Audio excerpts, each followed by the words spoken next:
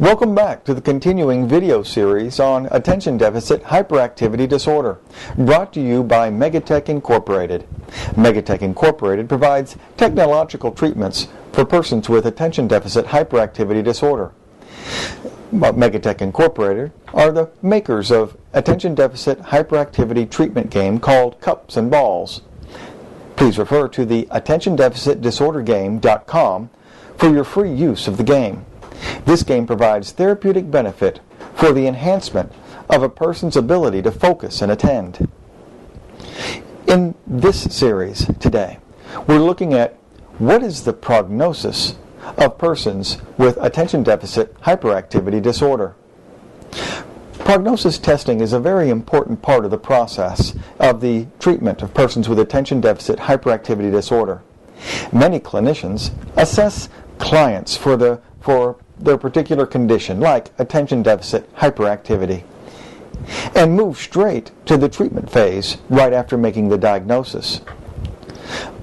Often, before rushing into treatment, prognosis testing should be completed to determine the direction of treatment.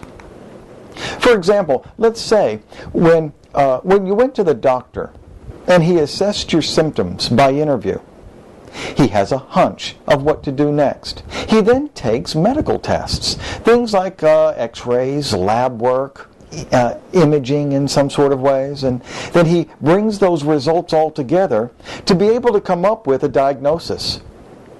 Let's say that he came up and diagnosed this person with a result of cancer. What then would be the appropriate treatment for cancer? Could it be medications, chemotherapy, radiation, maybe at some point radical surgeries? Add into the treatment plan support groups or wigs and helping people live quality of lives with the cancer there? That may be true. That may be an appropriate treatment for someone who may have been diagnosed with cancer. That all may be well and good if the cancer is new and localized. But what if it is old, terminal, spread all over the body? What then would be the treatment? Well, we could look at pain management, spirituality, palliative care, maybe what we call cruise therapy, going for a cruise and enjoying life's final days, reprioritizing quality of life in some way. When we look at these two treatment plans, they're two opposing, radically different treatment plans. Why are they so different? What is the determining factor that differentiated these two treatments? Well, it is the prognosis. The prognosis determines the direction of treatment, not the diagnosis. And the same is said for psychiatric conditions as well, such as attention deficit hyperactivity disorder. Prognosis testing is a vital part of the assessment process. Prognosis directs what kinds of treatment, how much treatment, what the intensity of the restrictions that might be needed for health, safety, and welfare in the treatment plan. So prognosis testing, what is that? How do we do that? What more is that? Essentially, it is measuring the intensity or how much of attention deficit hyperactivity behavioral symptoms someone suffers with, wrestles with, has to struggle with in their daily life and living. So we can measure this prognosis or measure the intensity of ADHD symptoms through measuring that intensity. A lot of different tools out there that we use to do this with. The most common is the use of the Diagnostic and Statistical Manual of Mental Disorders, or what we refer to as the DSM. Within that, we have a 5-layer or 5-axis system of making a diagnosis. And the fifth is what we call the Global Assessment Functioning Scale. How globally does a person function with the particular symptoms or disorder in question? In here, ADHD. So this scale runs on an intensity measure from 0 to 100 in units of 10, 20, 30, 40, all the way up to 100. And each of these are behaviorally defined in terms of debilitation or ability, in terms of how it affects someone's life and living. So we can measure their health, safety, and welfare intensities. We can use ADHD scales like the Conners scales to measure their symptoms and how much and intensities of.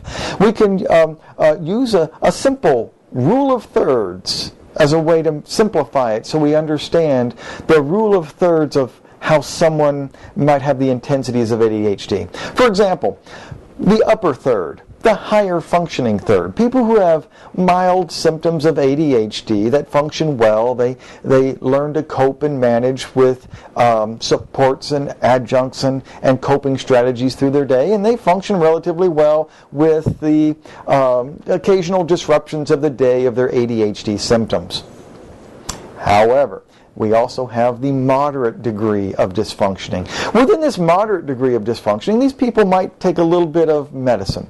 They might take, they might need some assistance in the day for supports in coping and managing and structure in the day. They might need some help in organizational skills and how to keep up with things and get where they need to be. But then we have the third of this rule of thirds. It is the dysfunctional third. These people usually don't respond to traditional treatments. They have so much intensities of the condition of ADHD that they're not able to function in life and living. They require medication for sure. They require more supports. They need assistance. They need help. They need organizational skills. They may need rehabilitation. They need setup to be able to live life safely and managing health, safety, and welfare issues, impulsivity, and getting things done in the day. We also can measure intensities of discomfort as well in terms of coming up with our results in our prognosis testing. After we determine the prognosis or intensity or how much ADHD is dysfunctioning, we can then begin to develop the treatment plan. Prognosis can also further justify the levels of treatment someone needs, what the prognosis is for recovery and life functioning, and what support's needed, and be able to then move on to the supports needed for quality of life and living. We will look at specific treatments in the next videos to come. In this video, we're just focusing on the importance of prognosis testing and the value of understanding, comparing one successful person to another. Just because one person is so successful in their accomplishment, they may just have less intense symptoms, and you should not make comparisons that if one person doesn't need meds with ADHD, then nobody does, and that's just an unrealistic assumption. So, please visit the other companion training series on this continuing series on ADHD. We will be covering the symptoms of ADHD, the causes of ADHD, how to diagnose attention deficit hyperactivity disorder, and how to treat it.